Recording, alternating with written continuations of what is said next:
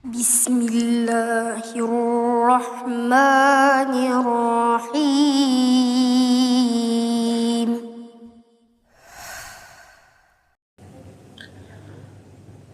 Alhamdulillah, di malam hari ini mari kita bisa duduk untuk berthalabul ilmi dan meneruskan kajian kita tafsir dari surah-surah pendek dalam juz amma. Kalau tidak salah kita masuk pada surah An-Nasr. Ma'asyiral muslimin wal muslimat rahimani wa rahimakumullah. Surah Nasr ini adalah surat yang turun yang paling akhir dan sempurna satu surat. Jadi kalau surat yang terakhir turun, kalau ditanya apa surat yang terakhir turun, maka jawabannya Suratul Nasr. Tapi kalau ayat yang terakhir turun, ada yang mengatakan surah Al-Maidah ayat 3, Al-yawma akmaltu lakum dinakum wa atmamtu alaikum ni'mati wa raditu lakumul islam madina. Ada yang mengatakan surah Al-Baqarah, wattaqu yawman turja'una fihi rabbah. Nah, Suratul Nasr sendiri Allah Subhanahu wa taala berfirman, "Idza jaa nasrullahi wal fath wa ra'aitan nas yadkhuluna fi dinillahi afwaja fasabbih bihamdi rabbika wastaghfir innahu kana tawwaba." Apabila datang pertolongan Allah dan juga pembebasan kota Mekah, maka engkau bisa melihat manusia datang berbondong-bondong masuk ke dalam agama Islam. Wa ra'aitan nas yadkhuluna fi dinillahi afwaja. Maka bertasbihlah, fasabbih bihamdi rabbik, dengan cara memuji Rabb, wastaghfir, dan juga mintalah ampun kepada Allah, innahu kana tawwaba, karena Allah adalah zat yang maha penerima taubat. Baik. Kita sedikit mengurut sejarah, baru kita akan masuk kepada suratnya supaya nyambung. Jadi ketika Nabi SAW di usia 40 tahun, maka Nabi SAW mulai gusar karena melihat kondisi orang-orang musyrik Arab itu semakin hari semakin rusak kondisinya, baik moralnya, akhlaknya, apalagi ibadahnya, apalagi akidahnya. Sehingga Nabi SAW mulai menjauhi manusia, tidak mau dekat-dekat dengan manusia. Dia pun uzlah, terkadang ke Mina, terkadang ke Muzdalifah, mencari tempat untuk tafakur. Sampai akhirnya kemudian Nabi SAW mendapatkan tempat yang layak untuk tafakur. Dapatlah sebuah gua yang sejarah menyebutnya sebagai Gua Hira. Maka tepat di bulan Ramadan, Nabi i'tikaf dalam gua itu selama sebulan. Ketika di akhir-akhir Ramadan, tepatnya di 10 akhir Ramadan, lebih tepat lagi di tanggal-tanggal ganjil, entah tanggal ganjil tanggal keberapa, bisa 21, 23, 25, 27 atau 29. Maka Nabi SAW didatangi oleh malaikat Jibril dalam bentuk manusia dengan pakaian yang sangat bersih dan tampan. Tiba-tiba memeluk Rasul dan mengatakan, "Iqra ya Muhammad," baca wahai Muhammad. Tapi Rasul mengatakan, "Ma ana biqari," aku tidak bisa baca. Sampai 3 kali. Akhirnya Jibril pun kemudian membacakan surah Al-Alaq 5 ayat saja di permulaan surat. Iqra bismi rabbikal ladzi khalaq khalaqal insana min 'alaq iqra wa rabbukal akram alladzi 'allama bil qalam 'allamal insana ma lam ya'lam. Sampai di sini 5 ayat pertama dalam suratul Alaq.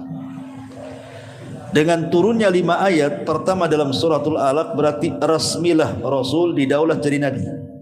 Belum jadi Rasul, baru jadi nabi dengan turun surah Al-Alaq ini. Baru 6 bulan setelahnya, ketika Nabi SAW sedang tertidur, tiba-tiba Jibril datang membangunkan Nabi SAW dan menurunkan 5 ayat pertama surah Al-Mudaththir. Ya ayyuhal mudaththir kum fa'anzir wa rabbaka fakabbir wa thiyabaka fatahhir wa rujza fahjur wa la tamnun tastakthir wa li rabbika fasbir. Dengan turunnya 5 ayat pertama dalam surah Mudaththir berarti resmilah Rasul didaulat menjadi Rasul. Maka dia menjadi Nabi dan Rasul. Bahasa sejarah, ahli sejarah mengatakan nubbi'a bil alaqi wa ursila bil mudaththiri. Diangkat jadi Nabi dengan turunnya surah Al-Alaq dan diangkat menjadi Rasul dengan turunnya surah Al-Mudaththir. Maka Nabi SAW pertama kali berdakwah kepada siapa? Kepada istrinya Khadijah. Dialah orang yang pertama masuk Islam. Belum ada orang masuk Islam. Justru Khadijah itulah wanita pertama menjangkau semua laki-laki. Baru setelah itu Ali bin Abi Thalib masuk juga ke dalam Islam, karena memang Ali satu rumah dengan Nabi, anak angkatnya. Kemudian setelah itu disusul budaknya Zaid ibnul Harithah. Maka di muka bumi ketika itu tidak ada yang salat kecuali 3 orang. Nabi SAW, Khadijah dan Ali. Itulah orang yang pertama kali salat. Belum ada orang salat. Ya. Baru setelah itu Islam menyebar keluar. Pertama kali orang luar yang masuk Islam adalah Abu Bakar. Dari sini lengkap. Dari kalangan orang dewasa Abu Bakar, dari kalangan wanita Khadijah, dari kalangan anak-anak Ali bin Abi Thalib, dari kalangan budak Zaid ibnul Harithah. Kan lengkap jadinya. Baru dari tangan Abu Bakar inilah Abu Bakar mengajak teman-teman seprofesinya.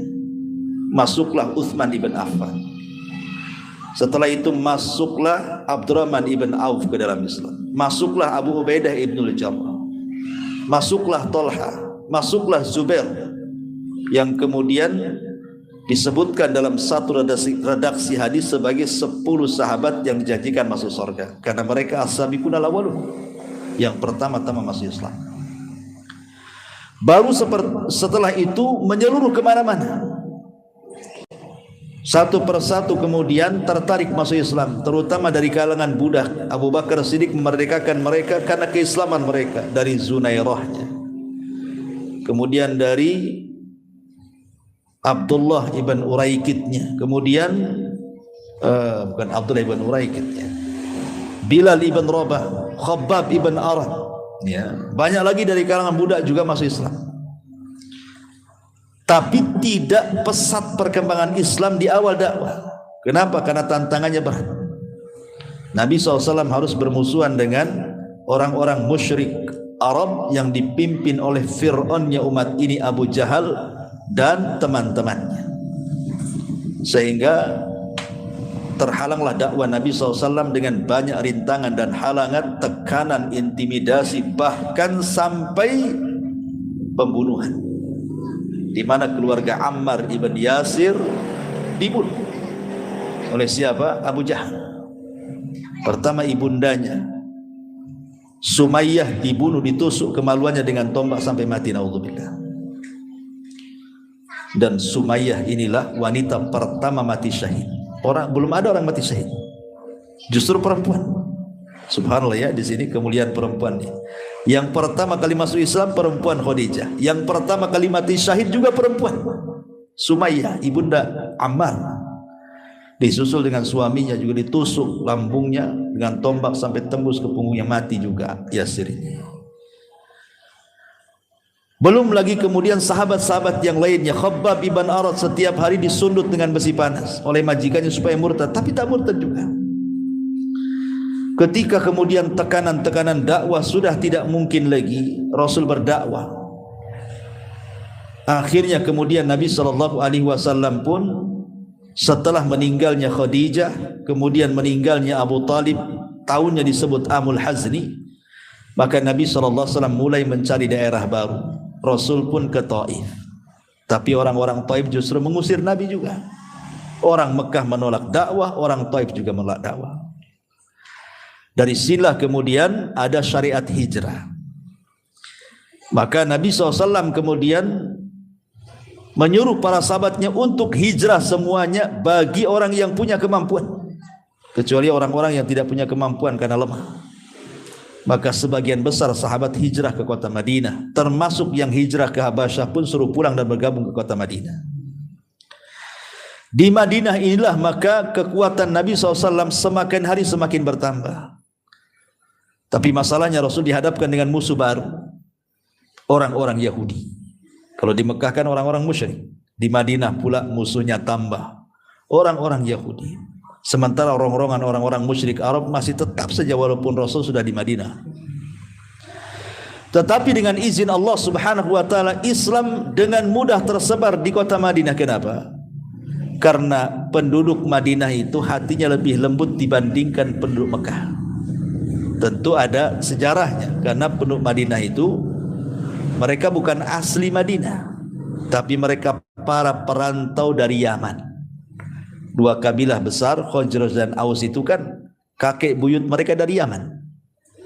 Dan Yaman itu dikenal dalam sejarah, kata Rasul, araqqu qulub, lembut hatinya. Makanya mudah menerima Islam, sehingga dua kabilah besar dengan sekejap saja semua masuk Islam, Khazraj dan Aus itu, yang belakangan disebut Ansar. Sementara orang-orang Muhajir itu tidak banyak jumlahnya. Lah sampai akhirnya disyariatkan jihad karena orang-orang musyrik masih merongrong juga. Allah Subhanahu wa taala akhirnya mensyariatkan jihad kepada Rasul. Lah perang pertama yang dilakukan Rasul adalah perang Badar. Itulah yang Allah katakan dalam surat An-Nasr, idza jaa nasrullah, apabila datang pertolongan Allah. Di mana? Di Badar. Kalimat Nasrullah ini isyarat ke perang Badar. Perang Badar ini sebenarnya tidak ada niat Rasul dan para sahabat itu untuk perang, karena tujuannya bukan perang sebenarnya. Tujuannya itu Rasul mendapatkan kabar dari mata-mata, dari jasus, bahwa ada kafilah Abi Sufyan yang membawa dagangan. Sebagian besar orang-orang musyrik Quraisy ini dibawa dagangannya oleh Abi Sufyan dari Syam menuju Mekah. Sementara jalurnya harus melewati Madinah, karena nggak ada jalur lain. Jalur perdagangan itu semua lewat Madinah. Sehingga Nabi SAW ingin mengambil hak yang sudah diambil pasca hijrah. Kan sahabat ketika hijrah kan meninggalkan rumah, meninggalkan bisnis, meninggalkan harta, dan harta mereka diambil begitu saja oleh orang-orang kafir Quraisy. Tidak bisa dibawa ke Madinah. Makanya sebagai pembalasan mengambil hak, mereka hendak mengambil barang-barang dagangan Abi Sufyan yang orang-orang Quraisy menitipkan kepadanya untuk mengambil hak. Dulu mereka mengambil hartaku, sekarang aku ambil hartamu, gitu maksudnya. Tapi Abi Sufyan ini cerdas. Dia tahu dengan mata-matanya bahwa dia akan disergap. Maka dia memerintahkan Domdom dengan membayar mahal, karena Domdom itu penunggang kuda tercepat kala itu, supaya melaporkan kepada Abu Jahal bahwa Muhammad dan pasukannya akan menyergap dan mengambil kekayaan orang-orang Quraisy yang dibawanya. Marah Abu Jahal. Akhirnya mempersiapkan pasukan tuh dengan 1000 pasukan. Sementara Rasul cuma 314 orang, persis seperti tentara Talut ketika melawan Jalut. Hanya 314 orang saja. Dihadapkan dengan 1000 pasukan, belum pernah perang sebelumnya dan belum pernah punya pengalaman perang sebelumnya, hanya modal keberanian saja. Manusiawi, Nabi takut kalah karena jumlahnya sedikit. Maka di malam hari sebelum terjadi perang Badar, Rasul berdoa kepada Allah Subhanahu wa taala agar perangnya dimenangkan. Sampai khusyuknya Rasul enggak sadar tuh selendangnya jatuh. Maka Abu Bakar Siddiq kemudian mengambil dan mengatakan, cukup wahai Rasul, doamu sudah dikabulkan. Maka malam itu Allah Subhanahu wa taala kirim 1000 malaikat. Dan Allah memberitahu bahwa 1000 malaikat sudah turun. Maka Rasul tiba-tiba yang tadinya sedih menjadi senang, kemudian langsung mengatakan kepada Abu Bakar dan mengatakan, absyir ya Abu Bakr, berbahagialah Abu Bakar, Allah sudah menurunkan 1000 malaikat. Maka Nabi SAW pun keesokan harinya siap tempur. Subhanallah, di antara mukjizat Rasul sampai menyebutkan tempat kematiannya tokoh-tokoh Quraisy yang terlibat di perang Badar sebelum mereka mati, sebelum mereka perang. Nih sebelah sini Abu Jahal nanti mati nih, gitu. Nih sebelah sini Umayyah mati, sebelah sini Walid mati, sebelah sini, pokoknya disebutkan tempat-tempatnya, disyaratkan sebelah sininya itu. Ya, Nabi dapat wahyu, ikhwan. Ya, antum tidak bisa ke pasar nih sebelah sini kalau jualan laris. Mana bisa tuh. Jangan sebelah situ tuh, sial nanti. Antum siapa dapat wangsit dari mana? Gitu. Nabi dapat mukjizat, tahu gitu ya. Betul, ketika terjadi perang, hampir 90% pembesar bahkan tokoh Quraisy mati di perang Badar. Dan kematiannya persis tempat-tempat yang disyaratkan Rasul. Abu Jahal di situ, Umayyah di situ, persis. Dan itulah kemenangan yang gemilang. Kenapa? Tentu tidak lain karena pertolongan Allah dan kemudian para malaikatnya. Karena semalamnya kan sudah dikirim 1000.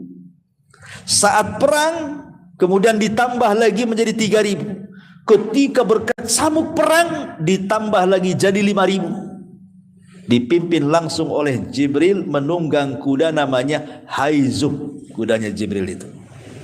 Siapa kudanya Jibril namanya? Haizum. Makanya Jibril mengatakan perkataannya itu, ya Haizum, ya wahai Haizum, bersegeralah engkau serang mereka. Kaidum Haizum, itulah perkataan Jibril. Subhanallah, sahabat bingung, mereka belum menghunuskan pedang. Kenapa? Mereka sudah pada bergeletak mati. Ya, banyak korban masalahnya. Yang ditawan saja 70 orang tuh.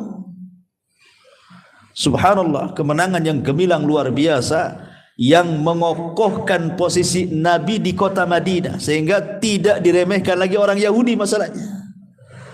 Karena 300 melawan 1000 menang, itu kan menjadi pembicaraan orang jadinya kan. Ini berarti bukan kaleng-kaleng di pasukan nih. Kok bisa 1000 orang dikalahkan gitu. 70 orang pula kena tawanan. Allah menangkan di perang Badar. Kemudian setelah banyak peperangan dilalui Nabi SAW, sampailah ke perang Khaybar. Khaybar ini musuhnya bukan orang musyrik, orang Yahudi. Dan Khaybar ini juga salah satu tafsir dari idza jaa nasrullah, apabila datang kemenangan Allah, pertama di Badar, kedua di Khaybar. Kalau Badar musuhnya orang musyrik, kalau Khaybar musuhnya Yahudi. Rasul perang melawan Yahudi itu 4 kali. Pertama perang Bani Qunaiqa, kedua perang Bani Nadir, kemudian ketiga perang melawan Bani Quraidah, dan terakhir di Badar. Terakhir di Khaybar. Dan Khaybar itu kota yang sangat kaya dengan kurma di zaman itu. Ya. Dan di benteng, orang Yahudi suka buat benteng masalahnya. Kelilingi benteng itu kotanya itu, susah masuk. Sehingga Nabi SAW untuk mengalahkan Khaybar itu kesulitan karena harus membobol benteng masalahnya. Dikirim pasukan Abu Bakar gagal, Umar gagal, terus tidak bisa merobohkan benteng. Berhari-hari itu ngepung Khaybar itu. Ini kalau pengepungan makin lama bisa kalah kan, habis berbekalan kan. Ya, bisa kelaparan, mati lah kan itu. Tapi Allah takdirkan Khaybar harus kalah. Akhirnya Nabi SAW pada satu hari mengumpulkan pasukan dan mengatakan, besok kita akan membobol gerbangnya Khaybar. dan akan dipegang bendera kepemimpinan perang oleh seorang laki-laki yang mencintai Allah dan Rasulnya dan dicintai Allah dan Rasulnya. Di tangannya kemenangan. Oh, langsung ada wahyu kemenangan. Akhirnya Nabi SAW tidak ngomong siapa orangnya. Ya. Pagi buta para sahabat sudah nunggu di kemah Nabi itu. Maunya mereka yang pegang bendera, termasuk Umar sendiri mengatakan, aku tidak suka menjadi pemimpin, tapi kali ini aku suka katanya. Aku pengen yang memegang bendera katanya. Kenapa? Karena Nabi mengatakan orang itu mencintai Allah dan dicintai Allah dan Rasulnya. Ada tazkiyah di situ. Dan di tangannya kemenangan, pasti menang. Ya. Tetapi ketika Nabi SAW keluar, rupanya yang dicari tidak ada yang kumpul, termasuk Umar pun tak dicari. Justru Ali cari yang nggak ada. Kata Nabi SAW, Aina Ali katanya. Mana Ali? Kok nggak ada? Rupanya Ali yang ditunjuk.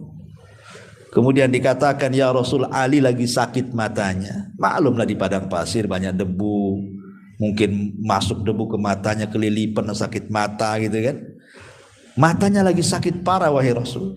Dia tidak bisa memejamkan matanya. Yang lain sajalah katanya. Kan banyak sahabat, kenapa mesti Ali? Tapi Rasul mengatakan, Aina Ali, datangkan Ali kemari. Maka Ali radhiyallahu anhu yang ketika itu sakit matanya parah sekali, datangkan di hadapan Rasul. Subhanallah, kedua mata Ali diludahi Nabi. Puh, gitu. Sembuh seketika ya kawan. Antum jangan praktekkan. Buta mata orang kan itu ya. Ini mukjizat ya, mukjizat Rasul meludahi kedua mata Ali, langsung Ali itu matanya sembuh, bahkan lebih terang daripada sebelumnya. Itulah mukjizat, menyembuhkan dengan air ludah Nabi. Langsung perang itu dipimpin Ali radhiyallahu anhu bendera itu. Lah ketika berhadapan di tentara Khaybar ini, yang kokoh, yang kuat itu yang orang Yahudi kan punya ilmu, cerdasan itu. Maka adalah pegulat hebat Yahudi itu namanya Marhab. Itu kalau gulat tidak pernah dikalahkan. Dan perang di zaman itu tidak langsung main perang. Harus ada adu tanding dulu. Mana jagoanmu nih, jagoan gua. Tarung dulu masing-masing jagoan sampai mati. Ya, begitu caranya. Istilah Arabnya mubarozah namanya, adu tanding. Jadi dari orang-orang Yahudi dikeluarkan tuh orang yang sangat besar, menakutkan gitu ya. Namanya Marhab. Maka dari orang Islam kata Rasul, ya Ali, lawan dia. Maka Ali pun kemudian berhadapan dengan Marhab. Ya, disitulah saling nyindir dulu. Orang itu kalau sebelum perang bersair-sair dulu tuh, pantun-pantun Melayu dulu tuh, supaya dikompori kan. Ya, apa kata Ali? Ya, dia mengatakan, kaumu tahu siapa saya kan? Ana alladhi sammatni ummi Haidarah, kata Ali. Kalaithi ghabatin karihan mandarah. Kamu tahu siapa saya, kata Ali? Saya orang yang diberi nama oleh ibuku sebagai macan liar hutan. Semua binatang hutan takut kepadaku kalau kamu kecil katanya. Bayangkan. Dikompori dulu tuh, belum tarung itu main sair-sairan dulu tuh. Saling ngenyek bahasa kitanya, saling merendahkan. Dan sombong saat perang itu boleh. Kalau sombong di luar perang haram, tidak boleh. Kalau bukan di luar peperangan, sombong tidak boleh. Karena sombong itu ridaknya Allah. Tapi khusus dalam peperangan boleh sombong untuk ngedonkan lawan. Makanya lihat kalau antum berhadapan dengan preman itu kan gertak supaya kita takut dulu kan. Ya, gertak dulu. Kutusuk, padahal pisaunya udah masuk tuh. Bilang kutusuk, pisaunya udah masuk perut pula kan itu. Jadi akhirnya kemudian bergulatlah Ali dengan Marhab ini. Dengan sekejap Ali mampu mengalahkan Marhab. Ini jagoannya. Ketika jagoannya tumbang, otomatis yang lainnya kan keder jadinya kan. Disitulah Nabi SAW berhasil kemudian mengalahkan Khaybar. Subhanallah. Sehingga orang-orang Yahudi tidak boleh ada yang tinggal di kota Madinah. Harus keluar. Ya, sejak itu tidak ada orang Yahudi di Madinah. Karena pengkhianatan mereka. Bukan Rasul mengusir mereka. Mereka yang salah berkhianat. Maka inilah kemenangan kedua dalam Islam yang disebutkan dalam suratul Nasr. Idza jaa nasrullah, maksudnya di Badar, dan yang kedua di Khaybar. Karena beda musuh di sini. Kemudian Allah mengatakan wal fath. Idza jaa nasrullahi wal fath. Fath itu artinya kemenangan, pembebasan. Dan yang dimaksud al-fath di sini adalah Fathu Makkah, pembebasan kota Makkah. Jadi ketika Nabi SAW masih terikat dengan perjanjian Hudaybiyah, tidak boleh saling serang, tidak boleh saling menyerang, dan siapapun kabilah boleh bergabung dengan Quraisy atau dengan tentara Nabi gitu ya. Rupanya kabilah-kabilah kecil itu berkhianat. Disitulah akhirnya ada kabilah yang pro Nabi diserang mendadak malamnya, padahal masih di atas perjanjian itu. Kalau tidak salah kabilah Bani Bakar. Kemudian datang kepada Rasul mengadu bahwa kabilahnya diserang, banyak yang dibantai penduduknya. Maka Rasul pun marah, berdiri dan mengatakan, Nusir, Nusir, kata Rasul, engkau akan ditolong, engkau akan ditolong. Marah Nabi. Maka Rasul mempersiapkan pasukan besar. Untuk apa? Menyerbu Mekah. Mereka sudah berkhianat, mereka sudah merobek perjanjian. Maka Nabi mau pasukan banyak mengarah ke Mekah. Subhanallah. Padahal sebelumnya orang Mekah ini sudah ketakutan. Lobby Rasul lewat Abi Sufyan gak berhasil. Tetap saja Rasul mengirim pasukan besar ke Mekah. Ketika sampai di Mekah, semua dikepung Mekah itu, gak ada yang berani. Subhanallah. Sampai Nabi SAW mengatakan, siapa yang masuk Masjidil Haram dia aman. Siapa yang masuk ke rumahnya kemudian mengungsi dia aman. Siapa yang masuk ke rumah Abi Sufyan dia aman. Orang-orang yang masih ragu-ragu apakah Rasul itu Nabi atau bukan, kan ada orang yang yakin dia Nabi langsung masuk Islam. Ada orang yang ragu-ragu masih ditahan keislamannya. Ada yang memusuhi Nabi, memang gak yakin dia Nabi dan dia Islam, dia membawa Islam. Lah yang ragu-ragu tentang keislaman ini, tentang kerasulan Rasul itu, mereka ngintai dari kejauhan kabilah-kabilah itu. Kira-kira nih, kalau Muhammad dan pasukannya menyerang kota Mekah ini, akan terjadi enggak seperti Abraha menyerang Ka'bah? Ya. Maksudnya, kalau memang Nabi itu niat jahat menyerang kota Mekah, pasti kondisinya sama dengan Abraha, karena mereka masih ingat kisah Abraha itu. Kakek-kakek mereka masih menyaksikan perang Abraha itu. Belum sampai di Ka'bah sudah diserang oleh burung ababil. Rupanya ketika Nabi SAW menyerang Mekah, Fathu Mekah, tak ada pun burung ababil satupun.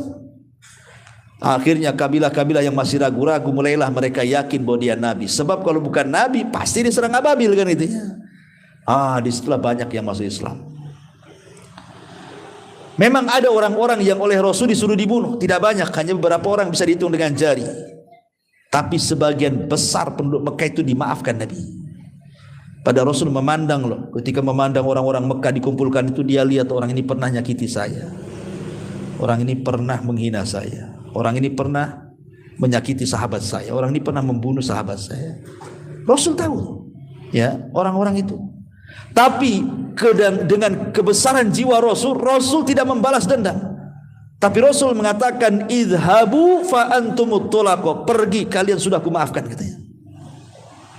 Kalau antum gak yakin, orang itu udah nyakiti anak itu, orang ngajar katanya, awas.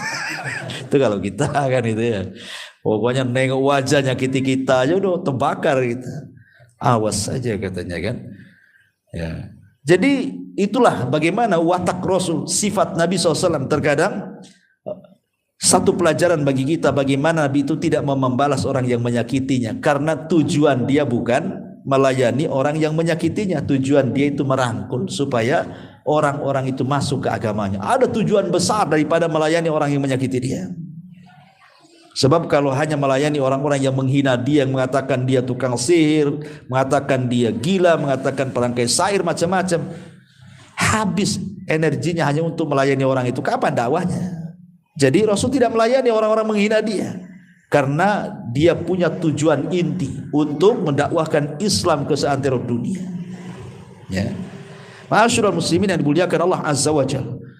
Ketika kemudian Rasul berhasil tuh mengepung Ka'bah, Rasul ingin memberikan pelajaran kepada penduduk Mekah, di mana orang-orang yang dulu dianggap rendah saat mereka berada di Mekah, seperti Bilal bin Rabah, dianggap rendah. Kenapa? Karena budak dulunya, tidak ada harganya, namanya budak bisa dijual belikan. Nabi ingin berusaha untuk tidak membeda-bedakan siapapun yang masuk Islam, mau orang miskin, mau orang kaya, mau pejabat, mau rakyat, semua sama, kedudukannya sama, yang membedakan hanya takwa saja. Maka Nabi SAW langsung naik ke Bukit Safa. Setelah naik ke Bukit Safa berceramah, kemudian Rasul mengarah ke Ka'bah. Yang dicari oleh Rasul, aina Bilal? Mana Bilal? Mana Bilal, katanya.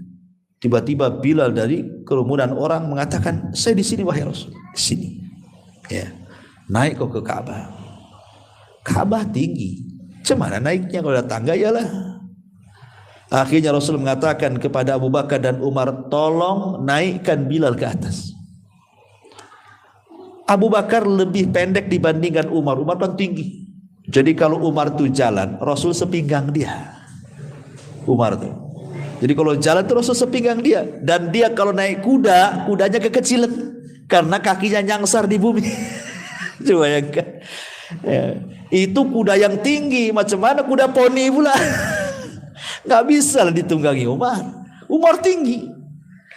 Jadi akhirnya Abu Bakar membungkuk, Umar membungkuk, kan jadi tangga jadinya. Karena Umar agak tinggi kan. Maka manusia memandang bagaimana coba detik-detik Bilal menginjak punggung Abu Bakar, habis itu punggung Umar, kemudian naik ke atas Ka'bah. Ingin membatalkan tradisi perbedaan antara si kaya dan si miskin. Lihat, Bilal saja menginjak punggung Abu Bakar. Mereka tahu siapa Abu Bakar, orang mulia. Mereka tahu siapa Umar. Tapi Rasul ingin berikan pelajaran Islam itu tidak membeda-bedakan siapa saja. Kalau orang sudah masuk Islam, semua sama. Ya. Bahkan orang hina menjadi mulia, dan orang mulia kalau masuk Islam tambah kemuliaannya. Tapi sebaliknya, kalau dia tidak masuk Islam, semulia apapun jadi hina, apalagi orang hina makin hina lah. Kalau nggak masuk Islam, ya, naik Bilal ke atas, azan dia di atas. Itulah azan pertama, Bilal bin Rabah. Ya. Ma'asyiral muslimin yang dimuliakan Allah Azza wa Jalla. Setelah itu Rasul masuk dengan Bilal ke dalam Ka'bah, kemudian salat 2 rakaat. Kemudian Nabi SAW beberapa hari tinggal di Mekah, dan setelah itu pulang ke kota Madinah. Setelah peristiwa Fathu Mekah ini, subhanallah, berkahnya apa? Dari mana-mana kabilah datang masuk Islam. Dari mana-mana, terutama dari Yaman yang paling banyak. Sampai kabilah Nasrani, kabilah Nejron pun datang ke Rasulullah.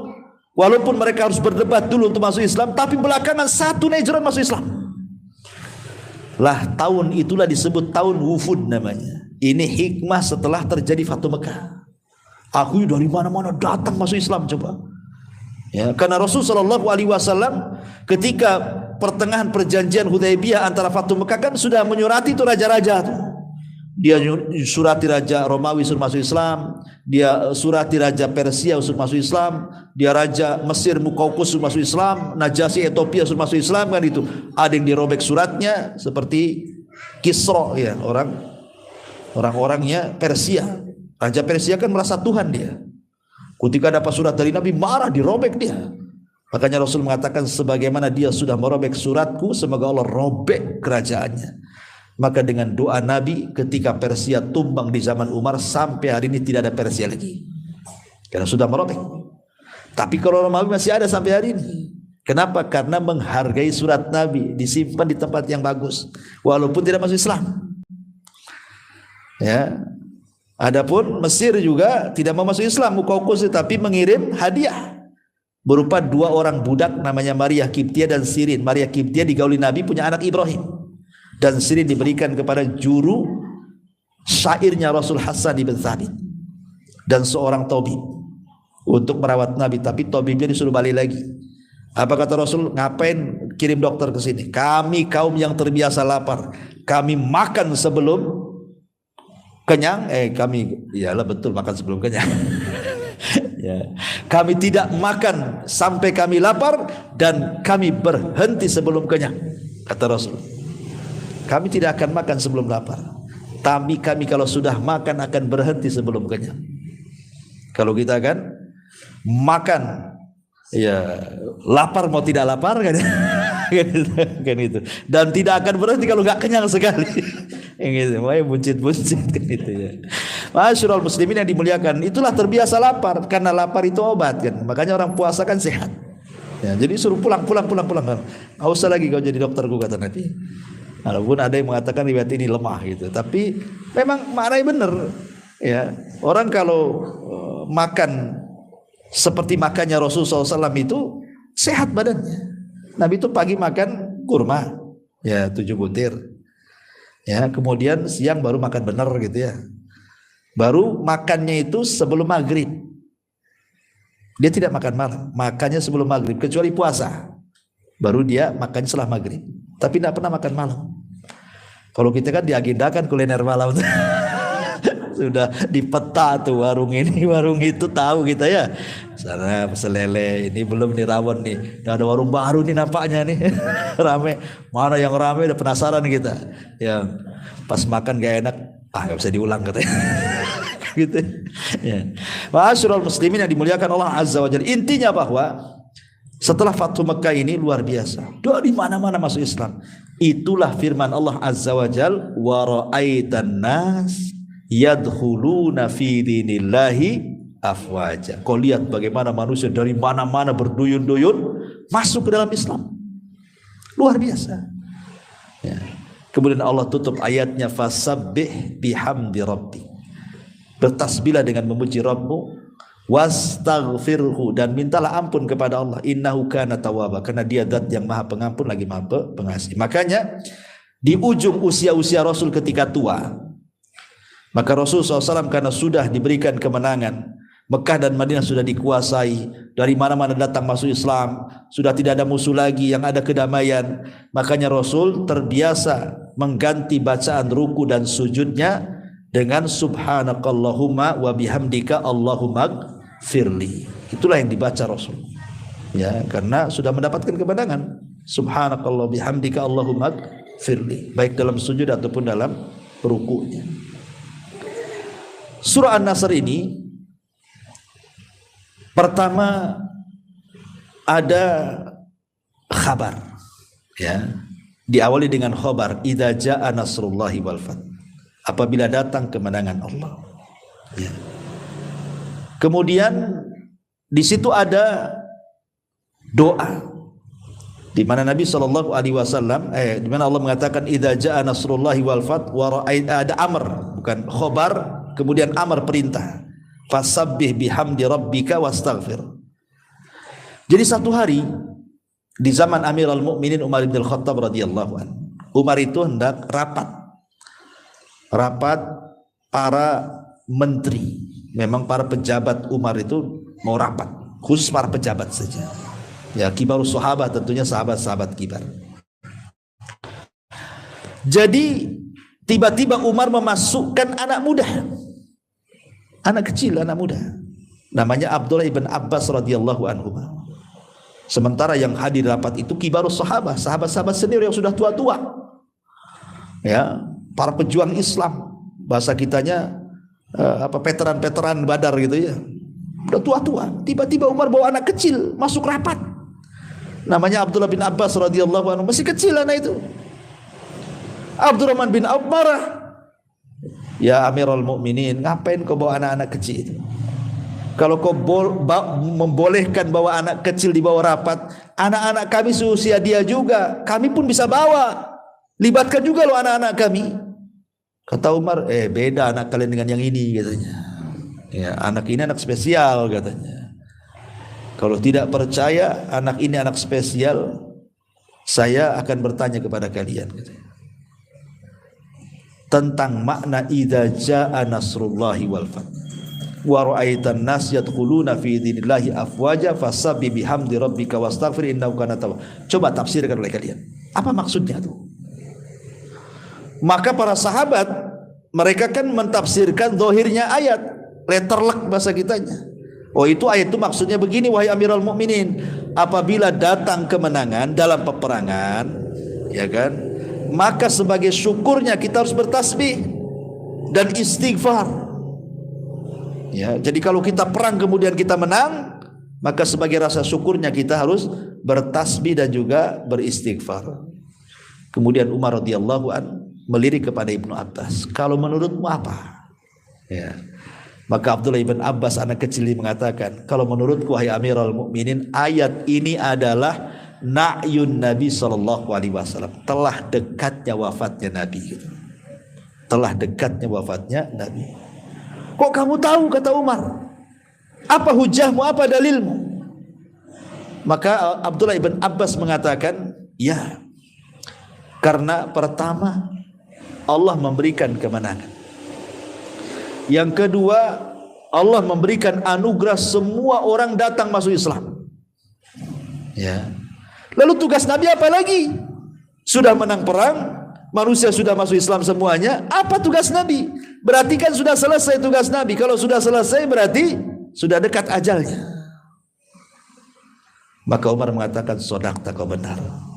Maka barulah kemudian sahabat-sahabat senior itu baru mengakui kecerdasan Ibnu Abbas. Karena Ibnu Abbas itu turjumanul Quran, dia pemimpinnya, ahli tafsir yang didoakan Nabi ketika bayi, Allahumma alimhu fiddin, Allahumma faqihu fiddin wa alimu ta'lima. Ya Allah, cerdaskan anak ini dan pakarkan dalam Quran.